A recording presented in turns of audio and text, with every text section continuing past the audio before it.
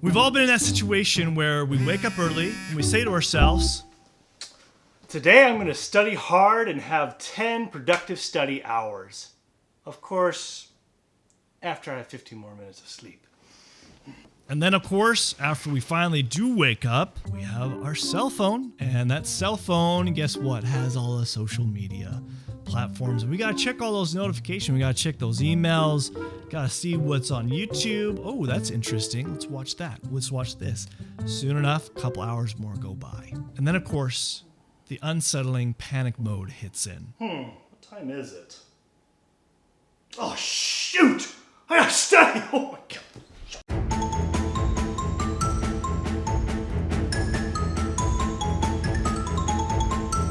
Well, we all have been there, myself included. What I want to share with you is what I've done over the years in college and medical school that is the opposite of that, where I've been able to study 10 productive hours a day without having to burn out. So I used to be that person where I would get up and I would hit the snooze button over and over again, and I'd still feel exhausted. And I'd go to class because I didn't have time to study in the morning. So I'd go to class and then I'd come back and try to cram as much as possible of study time that I could before the next day, whether that was an exam or homework assignment that I had to finish up, which then led into me leading into late nights. And then of course I would be exhausted and tired and I just didn't have the energy. So then when it came to exam day, I would bomb it. My brain wasn't there. It wasn't turned on. It wasn't being focused and productive, and it just wasn't working like I wanted to. And I wondered why is this just not working for me? Well, I want to prevent you from having to experience that. I want to share you 5 principles that I learned over the years going through college and medical school that helped me be productive, to be able to put in 10 plus hours a day that were productive for studying if I needed to, and be able to do it all without having to burn out. So the very first thing that I learned was having to do with sleep. Now, sleep, we all know it's important, right? We all know that sleep is critical to having energy and good health. But what you might not know about when it comes to sleep is that it does help build and restore our memory, but it also has shown in studies and research that it can be up to 40% with helping with memory and recall. They've had a research study where they had 44 participants, where one group took a nap in between 2 big exams and another group that just didn't take a nap. And they found a significant improvement in test scores with taking that second exam because they took a nap. Now, I didn't learn this until, midway through college, and then really did not implement it until I was in medical school. But what I did find very effective for me, even though I am not a morning person.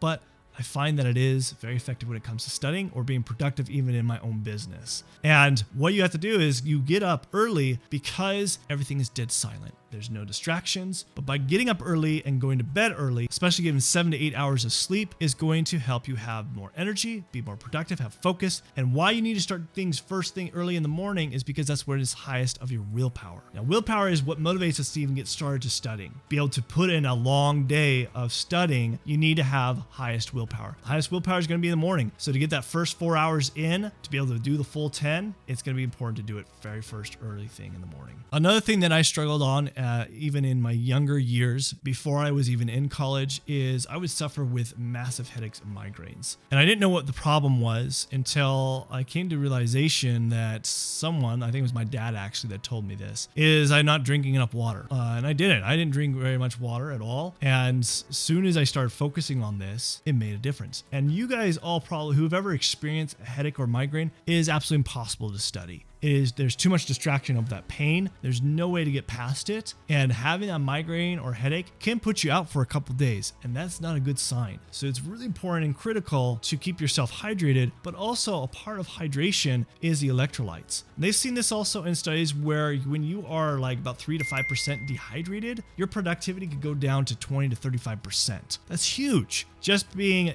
that much dehydrated, but also electrolytes is also important for our brain and throughout our body, because our body and also our brain rely on electrolytes to function. And if we don't have sufficient amount of electrolytes to function, then that becomes a problem. So both electrolytes and also keeping yourself hydrated with water are both the important key elements for hydration. Another really key principle for me that made a huge difference was exercise.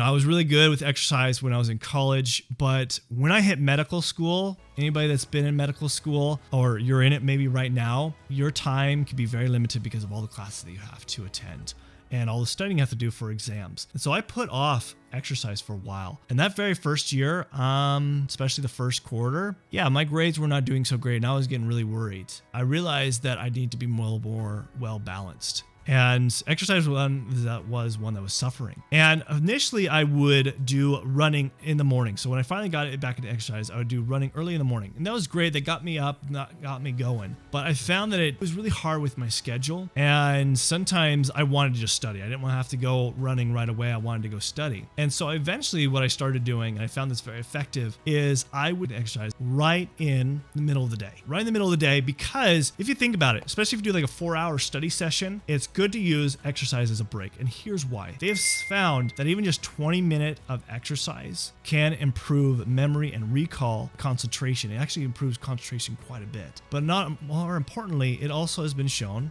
that it increases blood flow to the brain. And when it's increasing blood flow to the brain, that does help build more neurons and connections. And so therefore, if you're doing that before your next big study session of another 4 hours or plus, guess what? Do some exercise and see the difference. And that made all the difference for me, is when I would take a break and use exercise. And then my next study session would be way more efficient and more productive because I was able to concentrate better. Along with exercise is, of course, eating good, healthy foods. So foods is for our brain is always a key thing that you always should emphasize. Something that I learned early on, and I'm glad I did, especially even when I was in medical school. They would teach us the importance of eating good foods. And they would even provide foods for us, things such as like walnuts. Walnuts look like brains because they have the zinc, they have different types of vitamins in there and healthy fats. They're important for the brain. Even things like broccoli, that's one of my favorite, is broccoli, because it does have high amounts of vitamin K, which is great for antioxidants, which antioxidants are great for the brain.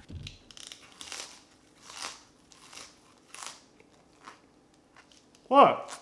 I like broccoli, okay? So leave me alone. And even implementing other high amounts of good quality proteins and fats, because brain relies on tons of different amino acids to be able to function our neurotransmitters throughout our brain. So dopamine, serotonin, norepinephrine, epinephrine, all these different types of neurotransmitters to help us function our brain throughout the day to be able to be more concentrated, to be more productive. So that's why it's so important and critical to implement foods on a daily basis if you want to do long study sessions. Sometimes when we're in a big long study session, what I found is I would do, especially I learned early on, by just reading a textbook and highlighting it, is so passive and boring that they've even seen in studies that recall for doing that kind of study tactic is very low. Now, active recall, which you're using flashcards, is probably one of the best ways. But what I find I'll take it to another notch, is being very creative. And I found this early on because I'm a very creative person. I started using a lot more visuals, using mind maps, and finding different ways. Even with flashcards, I'd be very creative of organizing them in a certain way or coloring them in a certain way, because it would change things. It would change the pace of how I studied. When you are actively trying different things and being creative, it does keep your brain on its toes, because it's going to keep it more engaged. And because it's going to keep it more engaged, you're going to recall more information. Now, all this can be great and dandy as far as when it comes to, eating right, exercise, and sleep. All these things that can help have you be able to study for longer periods of time to be more productive. But it all becomes pointless if you don't plan strategically. Let me say it again. If you do not plan strategically, all of these things I've talked about before can be pointless. Because if you don't plan, you plan to fail. You've probably heard that phrase, but it's so true. And here's what I found and realized. Over the years, I learned different ways of planning and strategies of different time management and stuff like that. But what I found that's really critical is, for one, I used to have a set schedule, but I found that was so tedious. And at the same time, because it was a set schedule, I would get bored. And I wouldn't want to have to stick with that schedule all the time. So what I did is I would plan the night before. Always the night before, so that way I could look at the day. And if I wanted to change when I studied, how I did it, I could, especially planning on distractions. Okay, that's a huge one. Distractions are the biggest culprit for not helping you be productive and studying throughout the day. But also at the same time, it can deplete your willpower and reach burnout where you're not able to be efficient throughout the day. And so when you plan for distractions, so a distraction can be your cell phone. Put that thing away. Plan on when you first wake up. If you're planning on doing a 4-hour study session, put that in a different room, put it underneath your bed, whatever you have to do, just hide it, turn off the notifications, and start your day with that. But also you need a plan if there's anything that's scheduled as far as maybe visiting with friends, or what I call is plan for unintentional interruptions. So I'll usually have like an hour, 2-hour block that's blank for unintentional interruptions. And what is an unintentional interruption? Well, this is going to be someone, maybe a friend called or someone that really needed you.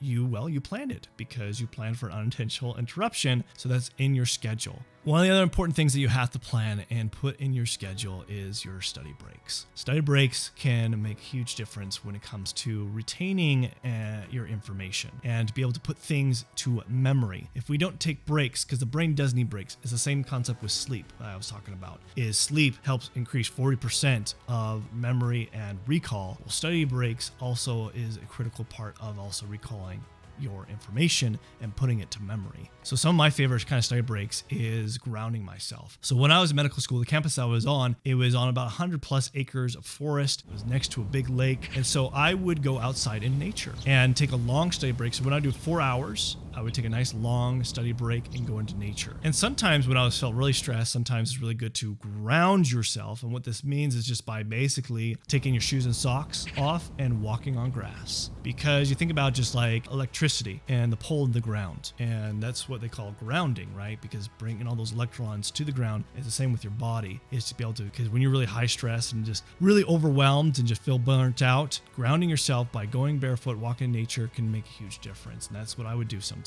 But part of your breaks can also be, like I mentioned before, is exercise. Exercise could be a break, but you want to plan those in because they are so critical in order for you to study 10 plus hours a day. Because if you don't plan those in, it is really hard to be able to do so. It's important to take breaks, and that's what is important. And guess what, guys?